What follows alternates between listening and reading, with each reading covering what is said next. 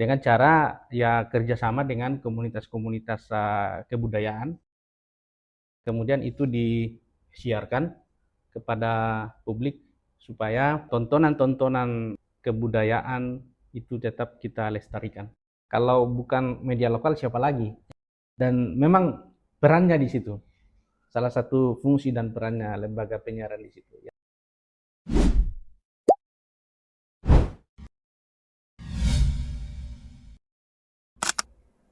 Assalamualaikum warahmatullahi wabarakatuh. Waalaikumsalam warahmatullahi wabarakatuh. Salam sejahtera untuk kita semua. Halo Sobat GoPod, perkenalkan saya Muhammad Farid Rizky Finanda selaku moderator yang akan memandu jalannya Government Podcast Himapun Visip Unas pada episode kali ini. Nah, teman-teman dan kakak-kakak, pada kesempatan kali ini saya bersama dengan Bapak Gusti Paulumpun SIP MSI selaku narasumber hebat yang di sela-sela kesibukannya telah menyempatkan waktu dan kesempatannya untuk membersamai dengan kita. Nah, di sini kita akan membahas mengenai media lokal, budaya Sulsel, serta tantangan di era global. Nah, di sini kita ingin membahas bagaimana media lokal itu berperan dalam melestarikan dan mempertahankan budaya yang ada di Sulawesi Selatan di tengah gempuran tantangan di era global ini, Pak. Nah, kalau berkenan sebelumnya saya izin bertanya, Pak, bagaimana keadaan hari ini, Pak? Ya, alhamdulillah baik-baik. Alhamdulillah. Ya, Alhamdulillah kalau gitu, Pak.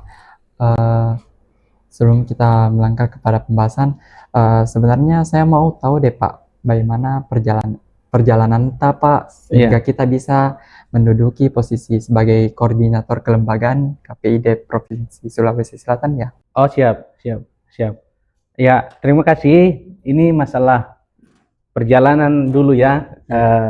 Saya kebetulan kenapa bisa sampai ke KPID, perjalanan hidup saya dulu dari kampung, dari Toraja. Ya, saya kira perjuangan betul dulu kami dari 7 bersaudara.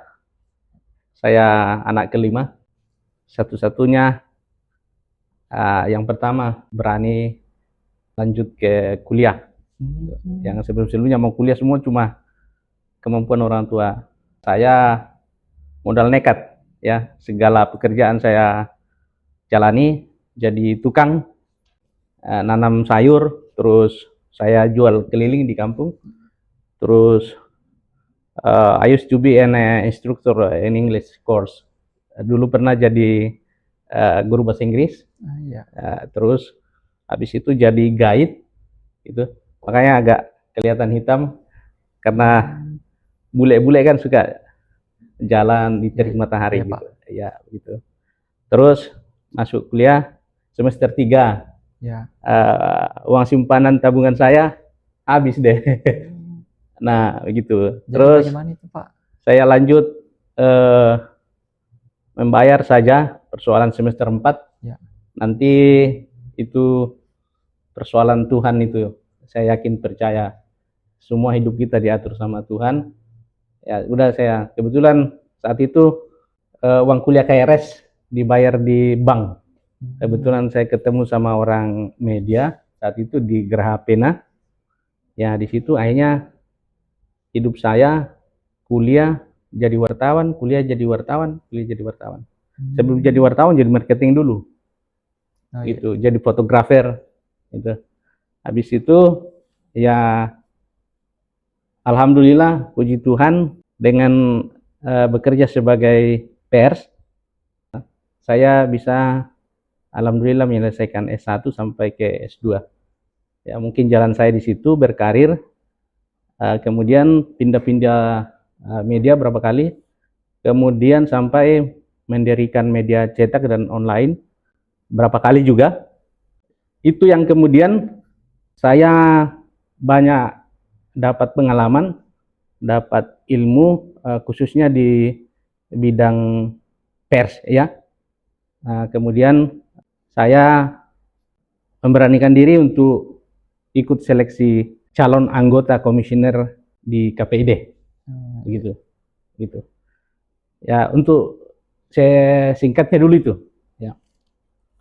Nah, itulah tadi teman-teman cerita perjalanan yang cukup sangat panjang Siap, dari Bapak Gusti, siap, siap. dan dimana di sini kita dapat melihat bagaimana perjuangannya yang dari sebagai anak kelima ya, Siap. dari 7 bersaudara ini Dari kampung, dari kampung, ya, dan dia cuman satu-satunya yang memberanikan diri modal nekat untuk melanjutkan perkuliahan iya. ya. 2 adik di bawah saya udah saya urus sampai kuliah juga, gitu. Nah, wah, prestasi yang sangat mengagumkan Pak. Iya, Masya Allah. Nah, tanpa berlangsung lama, kita langsung saja pada pembahasan siap. Nah, pertanyaan pertama, saya ingin tahu dari Bapak, apa peran utama media lokal Sulawesi Selatan dalam menjaga dan mempromosikan nilai-nilai budaya daerah di tengah derasnya arus globalisasi? Ya, terima kasih. Saya kira media-media lokal ya punya peran yang strategis Ya. untuk ikut terlibat mempertahankan budaya-budaya lokal, khususnya kita di Sulawesi Selatan ya. Budaya di Sulawesi Selatan kan cukup banyak. Ya, itu saya kira tugas media lokal untuk ikut mempertahankan itu. Saya kira lembaga-lembaga penyiaran atau insan penyiaran turut serta untuk mempertahankan lewat misalnya mempublikasikan ya. Saya kira itu mempertahankan dengan cara ya kerjasama dengan komunitas-komunitas kebudayaan, kemudian itu disiarkan kepada publik supaya tontonan-tontonan kebudayaan itu tetap kita lestarikan. Saya kira begitu. Jadi di sini Bapak Gusti menyoroti bagaimana kita harus terus mempublikasikan terkait budaya lokal yang ada di Sulawesi Selatan.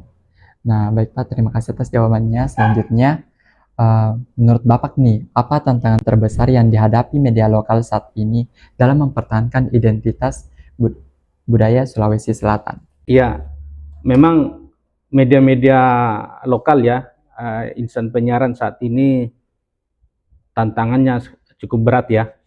Ya, dengan kehadiran media baru ya. Media baru atau media sosial. Saya kira kami juga di KPID punya tugas untuk terus mendukung ya lembaga-lembaga penyiaran untuk tetap bagaimana bertahan atau eksistensinya tetap terjaga di tengah gempuran media sosial gitu. Ya, saya kira insan penyiaran juga harus kreatif ya, bagaimana menciptakan program-program khususnya ini mengangkat budaya kita di Sulawesi Selatan ya. Saya kira itu kan sebuah tontonan yang sehat, yang baik untuk publik kita di Sulawesi Selatan. Begitu. Baik, itulah tadi jawaban dari Bapak Gusti. Nah, selanjutnya, menurut Bapak, siapa saja pihak yang seharusnya terlibat aktif bersama KPID dalam memperkuat konten lokal yang berbudaya? Ya, saya kira pihak-pihak yang terlibat selain insan penyiaran ya, masyarakat umum, mahasiswa, ya pelajar semua, dan termasuk saya kira semua stakeholder itu berperan semua ya, itu harus terlibat semua mendukung tontonan-tontonan khususnya terkait budaya di Sulawesi Selatan ya. Dan kami di KPD selalu mendorong ya insan penyiaran untuk lebih memperhatikan tontonan karena namanya media lokal ya. Saya kira kan ya lebih memperhatikan program-program atau konten yang bernuansa kebudayaan kita di Sulawesi Selatan. Saya kira begitu. Baik Pak, terima kasih atas jawabannya. Selanjutnya, siapa yang paling berpengaruh dalam membentuk arah dan kebijakan media lokal agar tetap berpihak pada kearifan budaya daerah? Ya, yang berperan kan saya kira memang itu tugas kami di KPD. Yang peranannya itu kan saya kira di insan penyiarannya. Mereka yang menciptakan program atau konten dan tugas kami sebagai regulator ya. untuk selalu mengingatkan ya, supaya selalu memperhatikan konten atau program budaya-budaya kita di Sulawesi Selatan. Saya kira kami sudah sering menghimbau ke lembaga penyiaran itu ya, LP-LP di Sulawesi Selatan untuk tetap memperhatikan itu budaya-budaya kita di Sulawesi Selatan. Nah, baik, terima kasih Pak atas Siap. jawabannya. Nah, selanjutnya, kapan KPID Sulsel mulai fokus mendorong media lokal untuk menayangkan program berbasis kearifan lokal dan budaya Sulsel? Iya, persoalan kapan, saya kira KPID ini sebagai pengawas ya, atau kita sekedar menjalankan aturan, atau KPID aja hanya sebagai regulator ya. Jadi kalau pertanyaannya kapan, saya kira sejak adanya aturan ya tentang penyiaran.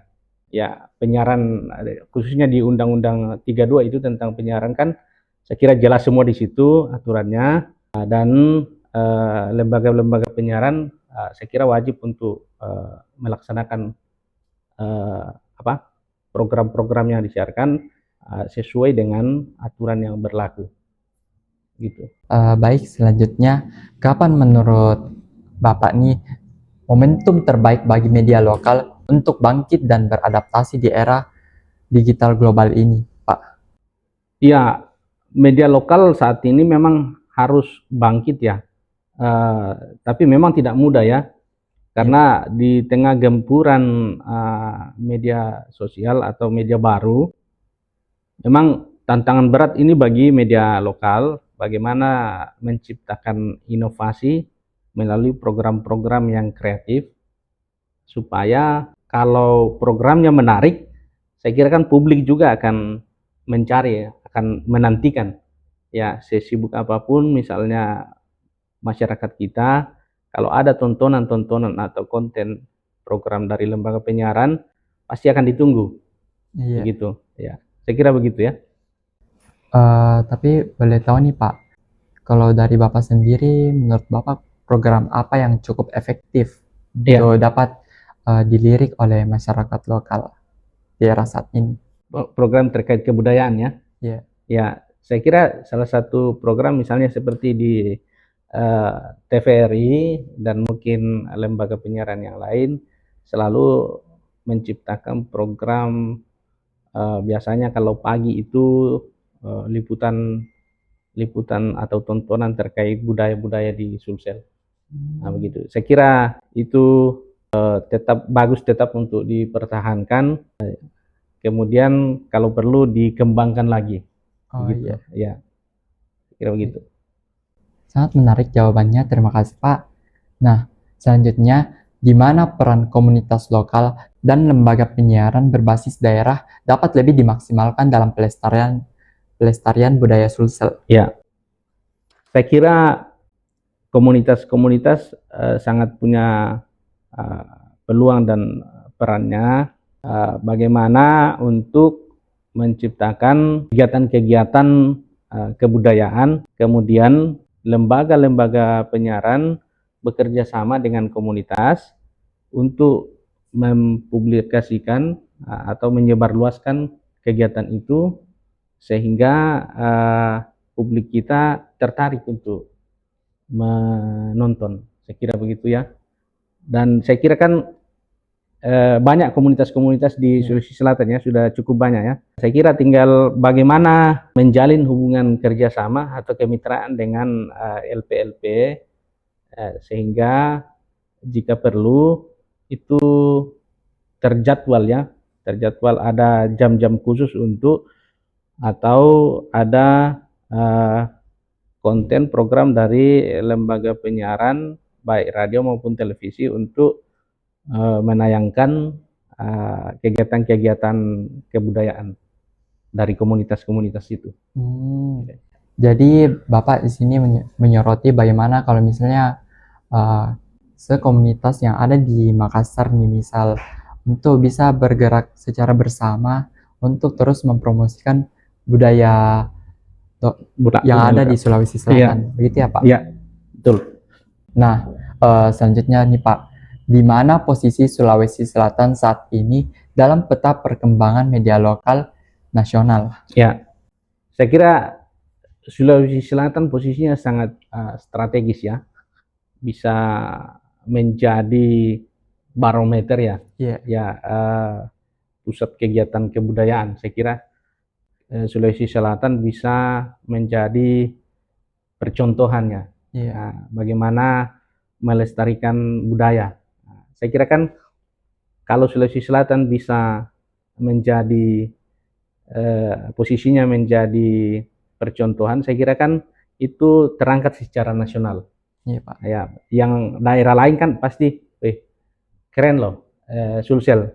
Pasti mereka akan ikut melakukan apa yang bisa diambil dari Sulsel. Saya kira ini juga pekerjaan rumah bagi kita semua, bagaimana Sulsel ini kita buat menjadi daerah yang mempertahankan, melestarikan budaya-budaya lokal kita di sini. Nah, itulah tadi jawaban dari Bapak. Saya rasa sangat bagus. Selanjutnya nih Pak, mengapa penting bagi media lokal untuk menjaga identitas budaya di tengah arus globalisasi dan digitalisasi media? Ya, saya kira peran media lokal sangat berperan ya untuk ikut menjaga, melestarikan budaya lokal di Sulawesi Selatan. Kalau bukan media lokal siapa lagi? Iya. Ya, saya kira.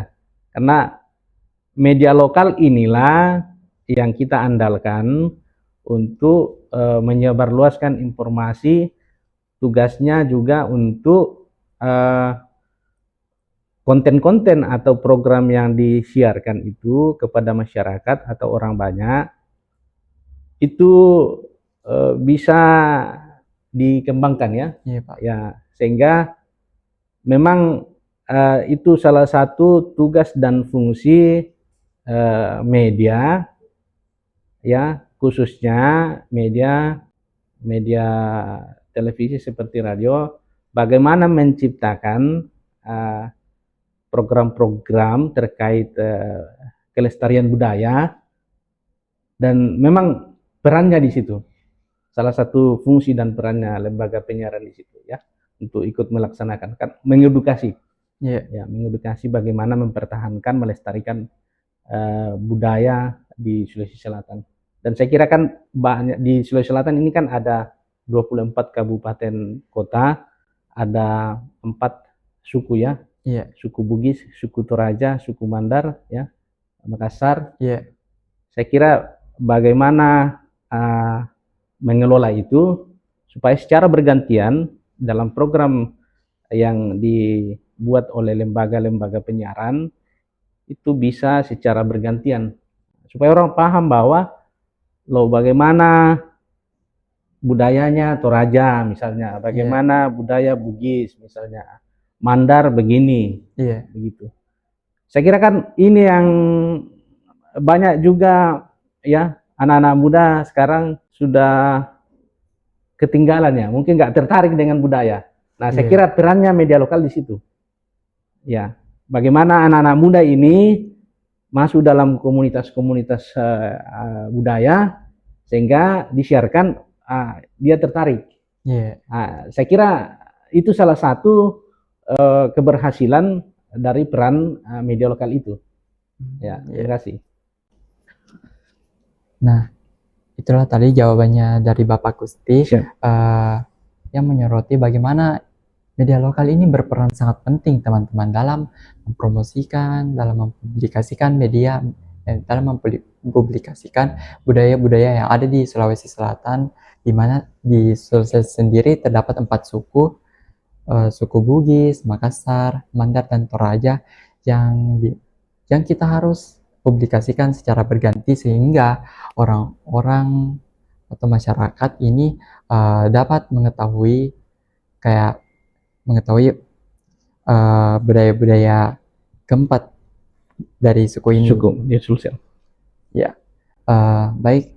Pertanyaan terakhir ini Pak. Bagaimana strategi KPID Sulsel dalam mendorong media lokal agar tetap relevan, berdaya saing, namun tetap berakar pada budaya lokal. Ya, kami di KPID selalu mendorong lembaga-lembaga penyiaran televisi dan radio untuk terus bersemangat di tengah gempuran media baru ya. Iya Pak. Ya, kami selalu mendorong bagaimana tetap eksis dalam mempertahankan budaya sehingga lembaga penyiaran ini bisa juga tetap bertahan ya.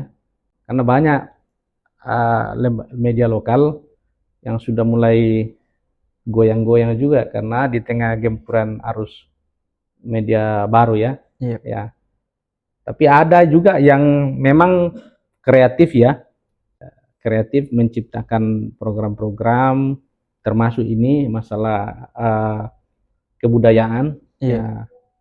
Ada saya kira di sini di Sulsel lembaga-lembaga penyiaran televisi dan radio itu saya kira caranya berkreasi salah satunya tadi itu mempertahankan budaya sehingga dia sampai sekarang masih eksis. Begitu. Jadi memang harus pintar-pintar berinovasi supaya bagaimana munculnya media baru jalan beriringan dengan media lokal. Ya. Ya. Karena kalau tidak jalan beriringan, ya itu yang kadang-kadang susah bersaing. Nah, memang harus bersaing. Tanda kutip ya terpaksa harus bersaing, tapi bersaing secara sportif, bersaing yang sehat supaya kalau munculnya media baru sekarang kan ada banyak di situ yang masyarakat luas tidak bisa percaya begitu saja ya. Iya. Seperti hoax ya. Informasi atau berita yang beredar itu tidak bisa dipertanggungjawabkan ya. Nah, kalau misalnya lembaga penyiaran itu kan saya kira akurat ya, akurat. Dan saya kira tidak mungkin lembaga penyiaran mau menyebarkan informasi yang tidak akurat. Karena semua itu sebelum disiarkan, ditayangkan, itu kan melalui proses dulu, layak atau tidak layak, check and recheck begitu, secara balance, supaya ketika sudah tersebar, itu kan masyarakat kita sudah bisa menilai, oh ini akurat, oh ini tontonan sehat. Nah, kalau media baru, kita tidak bisa mempertanggungjawabkan. Nah, kan sering terjadi banyak penipuan, selain berita-berita bohong atau hoax itu, banyak orang yang masyarakat yang termakan dengan itu, sehingga tanpa cek langsung dipercaya, terkadang kena deh hal-hal yang tidak diharapkan. Begitu. Saya kira begitu ya. Iya Pak. Jadi ini media lokal sebelum ditayangkan harus melalui proses koordinasi dulu dengan KPID? Oh tidak. Media lokal sudah ada namanya redaksi. Dalam redaksi itulah diolah sebuah liputan atau informasi yang dikumpul dari lapangan, kemudian diolah di namanya dapur redaksi gitu, newsroom. Ya, ini informasi ini yang sudah dikumpul dari lapangan atau dari mana saja, layak nggak ditayangkan atau dipublikasikan. Gitu. Itu kelebihannya, keuntungannya masyarakat kita untuk memilih media lokal atau lembaga penyiaran. Ya, kan banyak loh di media baru itu disiarkan informasi berita dalam bentuk video. Banyak video yang sudah diedit sedemikian rupa kelihatan asli. Ya, susah dibedakan. Masyarakat kita susah membedakan. Oh, ternyata itu video editan. Begitu. Tapi kelihatan asli. Karena caranya membuat sedemikian rupa sehingga kelihatan seperti aslinya. Susah dibedakan, tapi masalah dari mana sumber itu, kenapa dari kejadian itu kok digabungkan dari kejadian ini. Sementara yang dibahas dalam konten video itu kejadian di tempat ini. Loh kok dari tempat ini digabungkan? Jadi orang percaya padahal kan kejadian yang sudah lewat. Nah, misalnya itu sifatnya memprovokasi. Nah, muncullah gangguan-gangguan atau keributan di tengah masyarakat. Nah, itu saya kira dari media baru yang muncul ini mungkin kasarnya kalau saya bilang kerugian ya bagi masyarakat kita ya.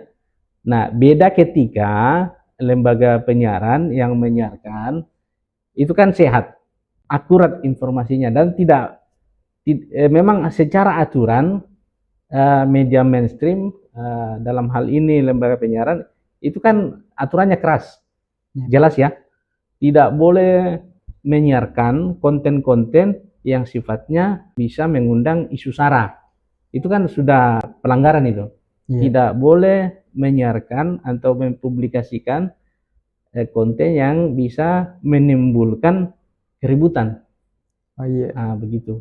Jadi memang masyarakat harus paham ya, kalau media mainstream yang publikasikan, nah itu sudah bisa kita nilai lah, kita bisa bandingkan. Beda dengan media baru yang kita tidak bisa bertanggungjawabkan. Dan kami KPID, ini yang saya perlu jelaskan ya, saya perlu tekankan, KPID tidak punya wewenang untuk mengawasi media sosial. Ya, KPID hanya mengawasi KPID sebagai regulator dan tugasnya untuk mengawasi lembaga-lembaga penyiaran seperti radio dan televisi, sebatas itu. Karena banyak yang datang mengadu, misalnya ini saya dilecehkan, pencemaran nama baik misalnya, datang dilapor ke KPID. Kami tidak punya wewenang untuk menangani masalah seperti itu di media sosial. Nah, makanya revisi undang-undang penyiaran sementara bergulir di DPR. Ya, di situ kan ada dibahas nanti dalam revisi itu ada media sosial. Ya, mungkin nanti mudah-mudahan kita doakan supaya tidak terlalu larut di sana dan cepat ketok palu atau cepat untuk disosialisasikan dan direalisasikan ya. Supaya semakin jelas ya, karena kan media baru ini memang belum ada lembaga yang bertugas untuk menangani itu. Biasanya orang datang ke KPID termasuk dari lembaga-lembaga mana saja biasa datang berkonsultasi masalah itu. Dan kami sampaikan, karena kami tidak bisa juga bicara terlalu banyak, karena bicara terlalu banyak tidak bisa memberikan jawaban yang jelas, karena memang bukan ranah kami di KPID itu. Ranah kami hanya sebagai regulator dan bertugas untuk mengawasi konten-konten yang dipublikasikan atau disiarkan oleh lembaga penyiaran televisi dan radio. Televisi dan radio, bukan medsos ya. Kami bukan pengawas medsos. Ya, tidak ada dalam regulasi penyiaran tentang medsos untuk sekarang ya. Mungkin nanti ya kalau di revisi undang-undang penyiaran itu. Saya kira demikian. Sangat menarik ya jawabannya, Pak. Saya terpantik untuk bertanya, kalau boleh tahu Pak, apa kita tahu kalau misalnya media sosial itu diawasi oleh siapa, Pak? Media sosial itu yang saya bilang tadi, belum ada lembaga sampai sekarang. Begitu. Nah, kalau misalnya nanti disahkan dan masuk ke KPID, itu baru KPID menangani. Kalau ada persoalan, termasuk nanti para konten kreator itu nanti harus mendaftarkan akunnya terlebih dahulu, sehingga ketika dia sudah terdaftar dan dia memuat konten-konten yang melanggar, misalnya katakanlah masalah sara atau menyinggung atau pencemaran nama baik, nah itu baru bisa. Kalau sampai saat ini belum ada. Makanya ya sangat disayangkan ya, negara sebesar ini mengurus yang begitu belum ada lembaga ya.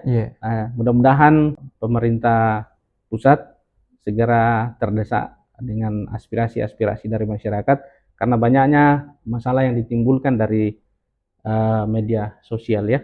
Saya kira demikian. Ya, baik, terima kasih Pak.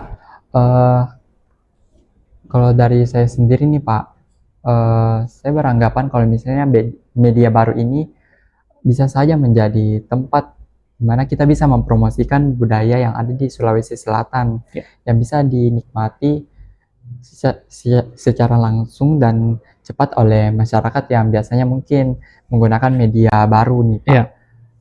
Tapi di sini saya menyoroti lagi kalau misalnya kita tidak boleh meninggalkan media lokal. Tetap media lokal di sini berperan penting teman-teman, karena media lokal ini kita notabene-nya tuh kita yang punya. Dan media lokal juga sebelum dipublikasikan konten-konten yang ingin disiarkan itu harus melalui proses koordinasi dan diawasi langsung oleh KPID ya Pak. Nah, saya rasa untuk menikmati konten-konten yang ada seperti budaya yang ada di Sulawesi Selatan, kita bisa menikmati menggunakan media lokal nih teman-teman. Nah, cukup sekian pembahasan mengenai media lokal, budaya sosial, serta tantangan di era global pada episode Government Podcast kita kali ini. Terima kasih kami ucapkan pada Bapak Gusti Palumpun SIP MSI selaku narasumber yang telah berbagi ilmu dan meluangkan waktunya. Sekian, wassalamualaikum warahmatullahi wabarakatuh, dan salam sejahtera untuk kita semua. Makasih banyak Pak.